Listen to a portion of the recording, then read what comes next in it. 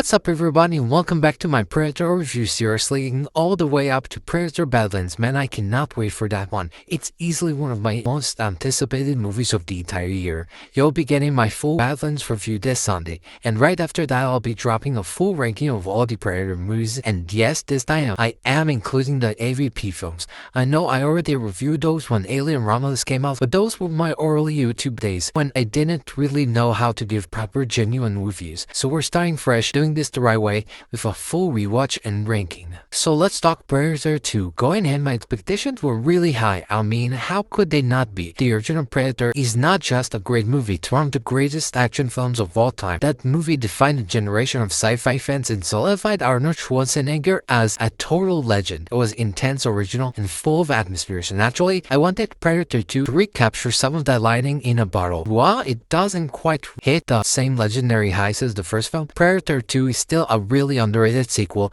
that deserves way more appreciation than it gets today. The movie immediately sets itself apart by changing up the location. Instead of the dense, sweaty jungle of Central America, we're now in the chaotic, AIDS-soaked streets of Los Angeles. Though honestly, it feels more like a futuristic war-zone version of LA. The gangs are running wild, the cops are overwhelmed, and the city feels like it's on the edge of collapse. That energy fits the Predator perfectly. It's a different kind of jungle, and concrete one, and the way the film uses that to its advantage is awesome. The opening scene throws you right into the chaos, and the Predator's presence feels just as mysterious and threatening as before.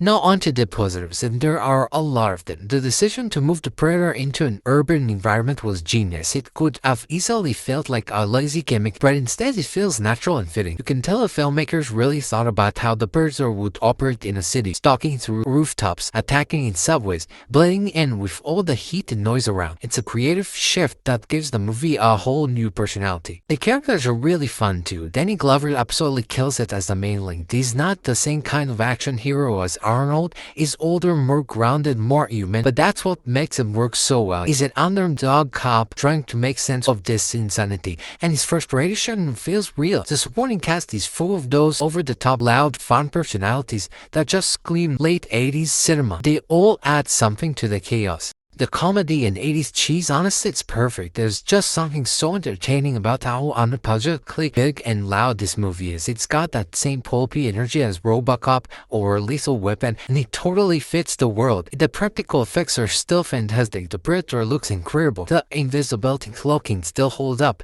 and the gore effects are sharp and creative. The action scenes are intense, especially the subway sequence and the final showdown. The whole third act where Danny Glover chases the Predator into the ship is awesome. That ending reveal with the trophy wall showing the Predator's collection of skulls, including that iconic Xenomorph skull.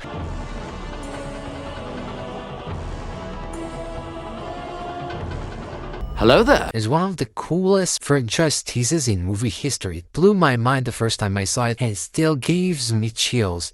I also love how the movie subtly expands the lore. You get a sense that these creatures have been visiting Earth for a long time, hunting, observing, collecting trophies. It makes the world feel bigger without overplaying things, which is something later sequels kind of struggle with. Of course, there are a few negatives. The cast, while fun, just isn't as strong or memorable as the original. You can't really top the chemistry of Arnold, Carl Weathers, Bill Duke, and the rest of that crew. That first movie had lightning in a bottle, and Predator 2 doesn't quite recapture that same dynamic. Some of the humor also goes a bit too far. There are a few moments where the tone gets a little goofy, almost like the movie doesn't know whether to be serious or full-on parody. And while I think the movie is super fun, it just doesn't have quite the same rewatchability as the original. The jungle atmosphere in Predator gives it this timeless vibe that Predator 2 just doesn't fully replicate. Still, I can't help but love this movie for what it is. It's bold, it's different, and it's got so much energy. It doesn't just repeat what the first film did. It expands the world in a fresh way, showing us a Predator who adapts to any environment. You can tell the filmmakers were having fun with it,